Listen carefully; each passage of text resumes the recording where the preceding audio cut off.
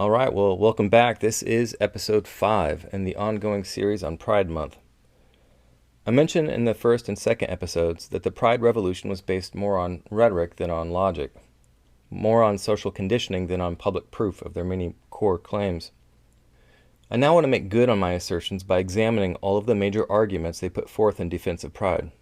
I'll start in this episode with what might be the single most effective argument in their entire arsenal: the supposed analogy between gay rights and the cause of black Americans in the civil rights movement. By linking their plight to that of blacks, gays piggybacked on the former's moral crusade. It was a brilliant move. If they could persuade the American populace that there was a logical analogy between being gay and being black, the rights against racial discrimination could be expanded to protect gays as well. This is exactly what happened. We now live in a culture where most Americans believe that discriminating against gays is no different from discriminating against blacks. Before I dive in, I want to make a quick note about the title, Are Gays the New Blacks? I took it from an article with that title. This has been an ongoing theme in Pride polemics. In 1993, there was a massive Pride rally in Washington, D.C. One of the speakers made this very argument. He did so knowing that he was standing in the shadow of Martin Luther King, whose I Have a Dream speech was given in the same D.C. mall 30 years earlier. As a symbolic gesture, the speaker linked their demand for gay rights to the cause of blacks during King's Day. But the contrast between the blacks who gathered on the D.C. mall to listen to MLK in 1963 and the crowd of gays gathered on that same mall in 1993 is about as stark as you can get. The majority of those blacks in '63 were churchgoers who dressed and conducted themselves in a dignified way. Not so in the gathering of '93. According to police reports, as well as photos, videos, and testimonies from participants and bystanders, it was the very opposite of dignified. Many wore obscene clothing. Some were naked. Many were arrested for performing lewd sexual acts in broad daylight. Their signs were laced with profanity and vile imagery. Some of their speeches can only be described as unhinged rants. If Jesus was right in teaching that you could know people by their fruit, then there's really no comparison between the gatherings of '63 and '93. I want to point out one more thing before I get going. If I'm right to suggest that this analogy between gays and blacks fails, this argument is not only fallacious, it's insulting to all the blacks who think that homosexuality is a sin. Think about it. If being homosexual is a moral failing or a psychological disorder, then what would that mean about being black? You need to understand that a ton of black Americans are Christian. They represent one of the strongest opposition groups to Pride. So I'd encourage you to think about this argument through their eyes. Now, since so much of Pride rides on this argument, my plan in this episode is to analyze it as carefully as possible. A fair warning, you might want to get a cup of coffee for this one. I'll do my best to slow the pace, though, to help you track it better. So, we're about to evaluate what's called an argument from analogy. An argument from analogy compares two things, A and B, in order to prove that what is true of one, A, is true of the other, B. In this case, obviously, we're comparing being black and being gay. Stated differently, we're comparing race with sexuality. So to assess the soundness of this argument, we have to spend some time trying to define the two things being compared. I want to start with a brief definition of the word gay. The American Psychological Association defines sexuality as follows, quote, "Sexual orientation refers to an enduring pattern of emotional, romantic, and/or sexual attractions to men, women, or both sexes. Sexual orientation also refers to a person's sense of identity based on those attractions, related behaviors, and membership in a community of others who share those attractions." According to this description, homosexuality is to be defined as both a psychological condition and as a related set of behaviors. In the psychological sense, homosexuality involves two things: attractions and a sense of identity. The attractions are said to be emotional, romantic, and sexual, though it's not exactly clear how those three things are supposed to differ. The sense of identity refers to one's beliefs about oneself. So when a child says to their parent, "Mom, Dad, I think I might be gay," that's their sense of identity. It probably goes without saying that the sense of identity is based on the attractions, not the other way around. One does not become same-sex attracted because they think they might be gay. It's the reverse. The second part of the definition refers to related behaviors. This would include actions like holding hands, kissing, and other sexual acts. Here too, the behavior results from the attraction, not the other way around. We can simplify the APA's analysis by saying that homosexuality refers to an internal condition, number one, and an externalized behavior, number two. Now, one of the things I want to highlight here before we move on to talk about race is how the APA defines homosexuality as a purely psychological and behavioral condition. Internally, it refers to thoughts, feelings, and desires. Externally, it refers to the way one acts out those thoughts, feelings, and desires. As we'll see, this will prove to be a major difference between homosexuality and race. So what exactly is meant by race? Let's answer that in terms of what it means to be black. This makes sense as we're wondering if gays are the new blacks. In America, the term black is ambiguous. Sometimes it's a strictly racial term, but it can also have a cultural connotation. You might recall when Joe Biden said, quote, "If you don't vote for me, you ain't black." Did Biden mean that every genetic descendant from Africa votes Democrat? Of course not. He knew there were plenty of black-looking people who would never vote for him. So he must have been using the term black in a more cultural sense. His assumption, I guess, was that in the U.S., people who look like they're descended from Africa ought to vote Democrat. It's important to stress that when we're talking about the supposed similarity of gays to blacks, we're talking about blacks as a racial group, not a cultural group. There's a good reason for this. As I'll explain in more detail, the thing that makes racism so irrational is that one's racial traits are irrelevant to one's moral character. Good and bad men come in all colors. This is why we cannot infer anything about people's character solely on the basis of the color of their skin.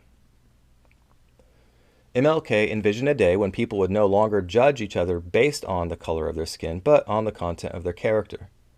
Racism reverses that. It judges people not on the content of their character, but on the color of their skin. This is immoral as well as irrational, since one's color tells us nothing about one's character. It's just completely unfair to do it. Now, note very well that MLK was perfectly fine with judging people based on their character. And bear this in mind as you evaluate the alleged analogy of gays with blacks. On what basis do we judge someone's character? We do so on the basis of their conduct, on the way they behave. There's nothing wrong with noticing that a thug is, well, a thug. But we know that thugs come in all colors.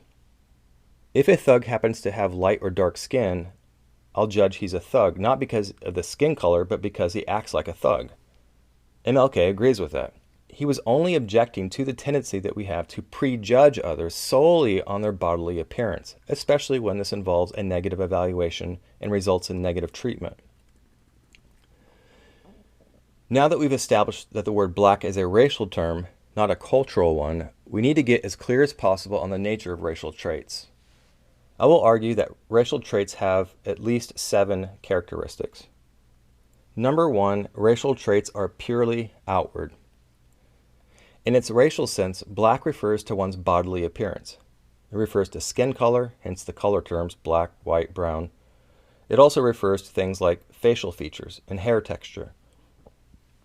Put simply, race refers to how one looks in one's nakedness. The technical term for this is phenotype. From this point on, when I speak of a racial group, I'm talking about a phenotypic group. People from the continent of Africa have a similar outward appearance compared to people from Northern Europe.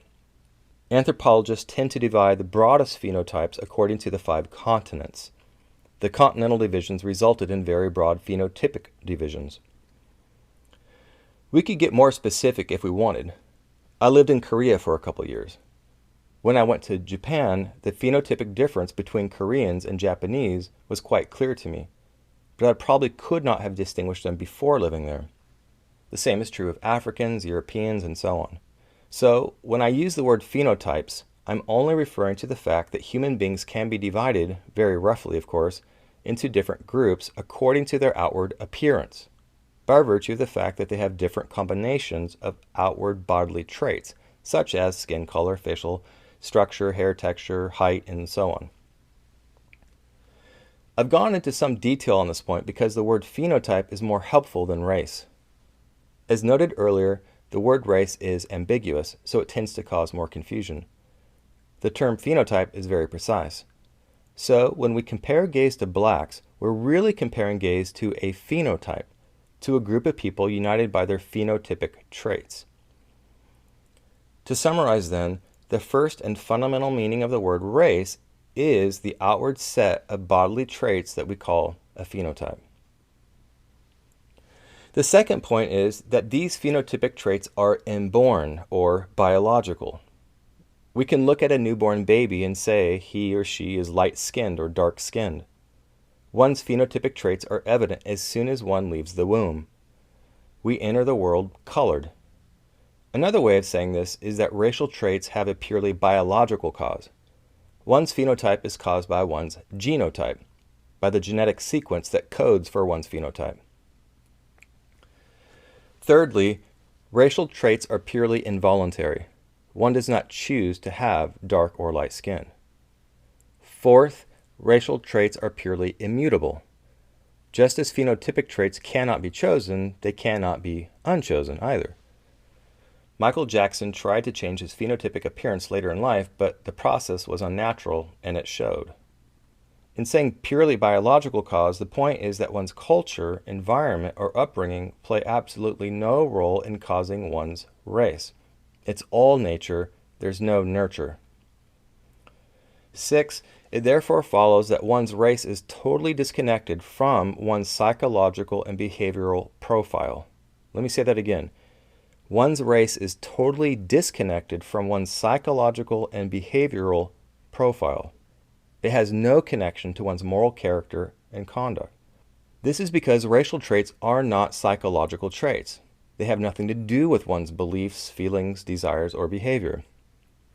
As proof, imagine a phenotypic black man you know nothing about.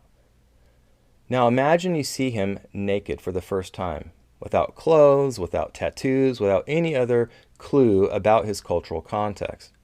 All we can observe are his outward bodily traits. Well, here's the question.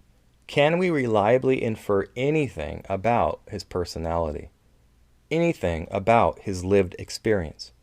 Anything about his beliefs, values, or behavioral tendencies? The answer is no. We can no more infer that he is a good or bad man on the basis of phenotypic traits alone than we can know whether he speaks English, French, or Swahili. Why? It's because there's no natural causal connection between his phenotype, which is inborn, and his personality, which is acquired later in life, and which is heavily shaped by his lived experience in a social environment. This is exactly why MLK said that we should not judge based on the color of skin, but on the content of character. The seventh and final feature of race is an ethical point, namely, that there is no naturally right way to live out one's phenotype. It's really hard to overstress how important this point is. There's no naturally right way for black-skinned people to think, feel, or behave, or for white-skinned people, or any other color person.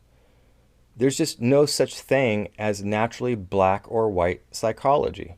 No such thing as naturally black or white behavior. If a black baby is born and raised in Norway, he or she will acquire the beliefs and practices of that culture. If we put a white baby into Congo, he or she will acquire a different set of beliefs and practices. And the key point here is that there's nothing wrong or unnatural about this. In neither case will a moral law of nature have been violated.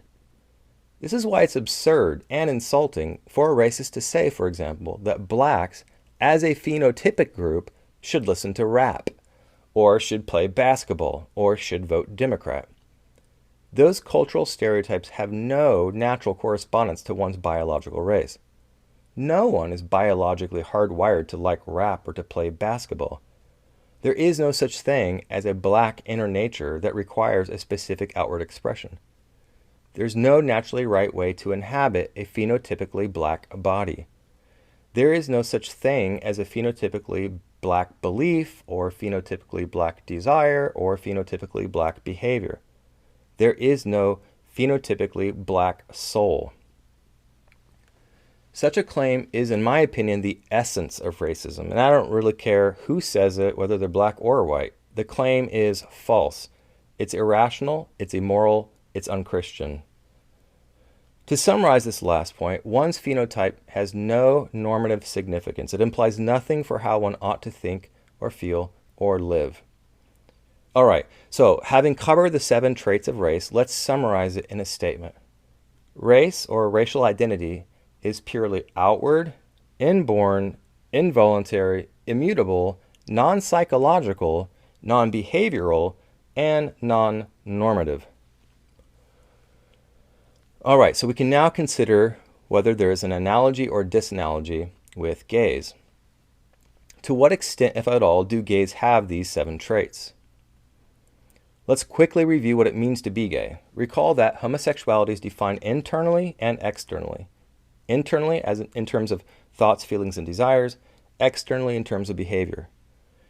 So here's what we must do. When comparing blacks to gays, we need to compare race to 2 different aspects of homosexuality. First, to the internal or psychological aspect. Second, to the external or behavioral aspect. So let's take them in reverse order.